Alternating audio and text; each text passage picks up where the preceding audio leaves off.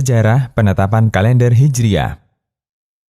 Masyarakat Arab sejak masa silam, sebelum kedatangan Islam, telah menggunakan kalender Komariah, yaitu kalender berdasarkan peredaran bulan. Mereka sepakat tanggal 1 ditandai dengan kehadiran hilal. Mereka juga menetapkan nama bulan sebagaimana yang kita kenal.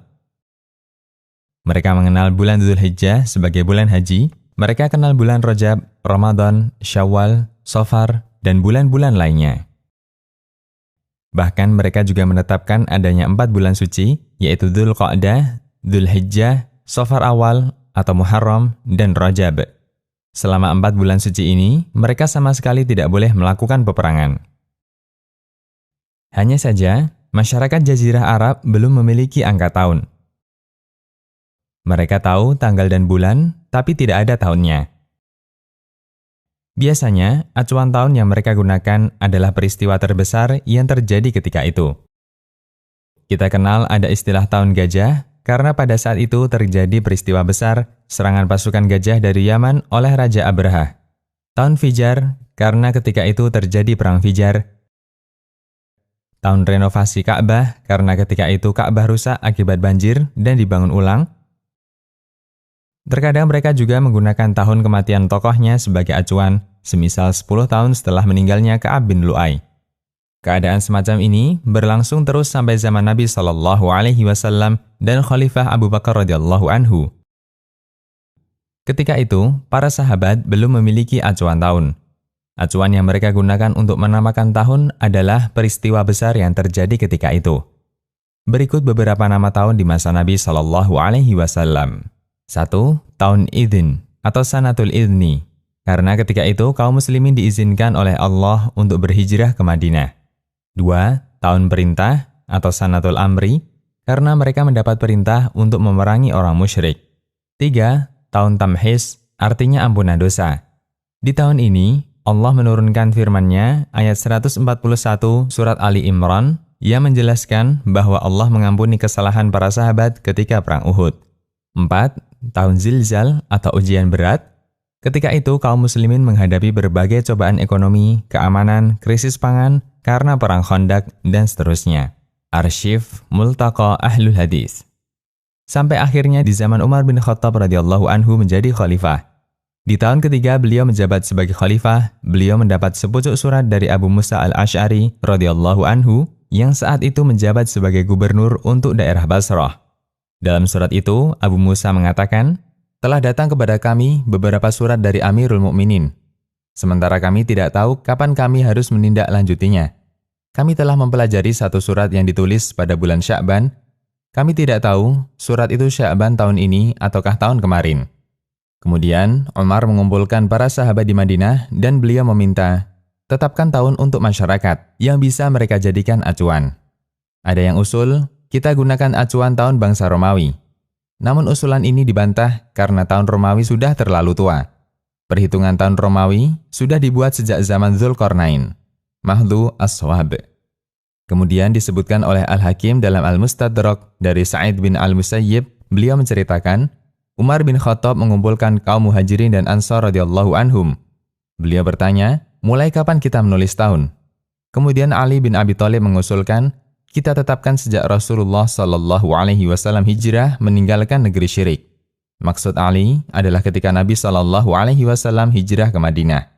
Kemudian Umar menetapkan tahun terjadinya hijrah itu sebagai tahun pertama Hijriah, Al-Mustadrak, dan disahihkan Adz-Dzahabi. Mengapa bukan tahun kelahiran Nabi SAW yang menjadi acuan? Jawabannya disebutkan oleh Al-Hafidz Ibnu Hajar sebagai berikut. Para sahabat yang diajak musyawarah oleh Umar bin Khattab, mereka menyimpulkan bahwa kejadian yang bisa dijadikan acuan tahun dalam kalender ada 4. Tahun kelahiran Nabi SAW, tahun ketika diutus sebagai Rasul, tahun ketika hijrah, dan tahun ketika beliau wafat. Namun ternyata pada tahun kelahiran Nabi SAW dan tahun ketika beliau diutus tidak lepas dari perdebatan dalam penentuan tahun peristiwa itu. Mereka juga menolak jika tahun kematian sebagai acuannya karena ini akan menimbulkan kesedihan bagi kaum muslimin. Sehingga yang tersisa adalah tahun hijrah beliau, Fathul Bari. Abu Zinad mengatakan, Umar bermusyawarah dalam menentukan tahun untuk kalender Islam. Mereka sepakat mengacu pada peristiwa hijrah, Mahdhu as-Shawab. Karena hitungan tahun dalam kalender Islam mengacu kepada hijrah Nabi Shallallahu Alaihi Wasallam, selanjutnya kalender ini dinamakan kalender Hijriah. Setelah mereka sepakat, perhitungan tahun mengacu pada tahun hijrah Nabi Shallallahu Alaihi Wasallam. Selanjutnya mereka bermusyawarah bulan apakah yang dijadikan sebagai bulan pertama. Pada musyawarah tersebut, Utsman bin Affan radhiyallahu anhu mengusulkan agar bulan pertama dalam kalender Hijriah adalah Muharram. Karena beberapa alasan. 1. Muharram merupakan bulan pertama dalam kalender masyarakat Arab di masa silam. 2. Di bulan Muharram, kaum muslimin baru saja menyelesaikan ibadah yang besar, yaitu haji ke Baitullah. 3. Pertama kali munculnya tekad untuk hijrah terjadi di bulan Muharram. Karena pada bulan sebelumnya, Dzulhijjah, beberapa masyarakat Madinah melakukan Bai'at Aqabah yang kedua, Fathul Bari. Sejak saat itu, kaum muslimin memiliki kalender resmi, yaitu kalender Hijriah, dan bulan Muharram sebagai bulan pertama dalam kalender tersebut. Demikian, Allahu a'lam.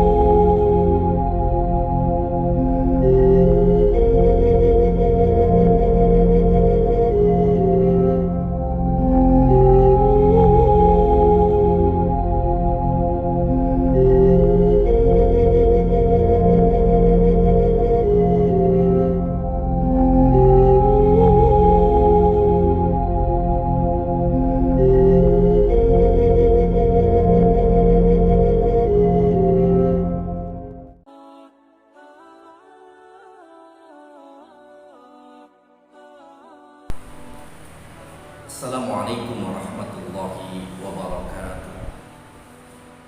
Bismillah, alhamdulillah, wassalatu wassalamu ala rasulillah Sayyidina Muhammad bin Abdullah, la hawla wa la quwwata illa billah, amma ba'd.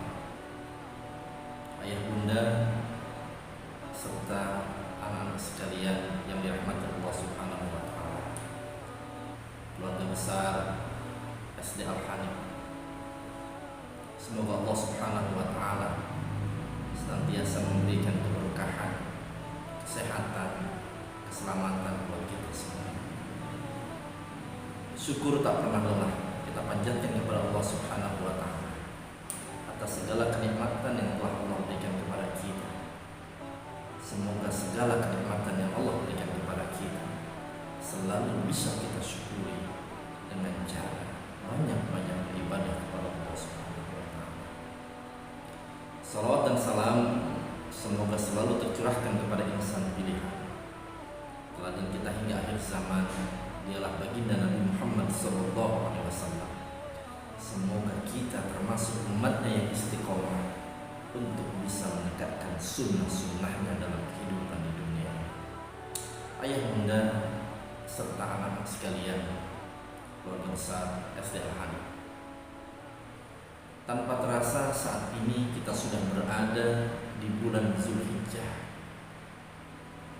Dzulhijjah adalah bulan terakhir dalam kalender Hijriah, yang berarti Dzulhijjah menjadi satu pertanda bahwa insya Allah sebentar lagi kita akan ditinggalkan oleh tahun 1442 Hijriah, dan kita akan segera berjumpa dengan tahun baru Islam 1443 Hijriah.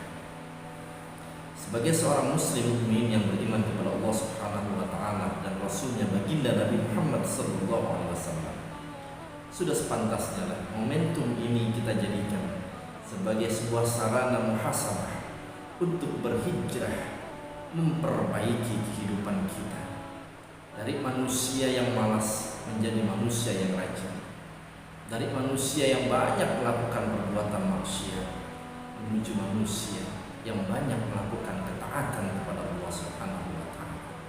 Momentum pergantian tahun ini sudah sepantasnya kita isi dengan semakin menambahkan perbuatan-perbuatan baik dalam hidup kita, baik itu ibadah kita, amaliyah kita, muamalah kita, silaturahim kita. Wabil khusus buat anak-anak sekalian, siswa-siswi SD Al-Hamid, perbaiki sikap belajar kita agar bisa menjadi manusia yang bertambah kebaikannya dari hari ke hari, tahun ke tahun. Karena Rasulullah SAW dalam satu hadisnya sebagaimana yang diriwayatkan oleh Imam Abu Hurairah, Rasulullah katakan, khairun nas man tala umruhu wa hasuna amaluhu. Sebaik-baik manusia adalah orang yang diberikan panjang umur kepadanya dan ia gunakan umur tersebut untuk banyak melakukan kebaikan-kebaikan di jalan Allah Subhanahu wa taala. Kita berdoa semoga momentum pergantian tahun ini Allah Subhanahu wa taala mengabulkan segala doa-doa yang kita panjatkan kepada-Nya. Yakin, sadar atau tidak, hampir 1 atau 2 tahun ini kita menjalani kehidupan yang begitu sulit karena wabah, musibah, pandemi yang masih terjadi. Kita berdoa semoga di tahun yang akan datang Allah Subhanahu wa taala mengabulkan doa kita. Allah hilangkan musibah ini sehingga kita bisa menjalani kehidupan sebagaimana biasa. Karena itu, sama-sama kita niatkan dalam diri kita hijrah menuju sesuatu yang lebih baik, hijrah melakukan sesuatu yang lebih bermanfaat, dan hijrah untuk bisa semakin dekat kepada Allah Subhanahu wa taala dan semakin bermanfaat bagi hidup kita, untuk keluarga kita, masyarakat dan bangsa kita. Selamat Tahun Baru Islam 1443 Hijriah. Mewakili para guru, staf SD Al-Hamid, kita berdoa semoga Allah memberikan kehidupan yang lebih baik di tahun yang akan datang. Adalah Allah yang berkati. Assalamualaikum.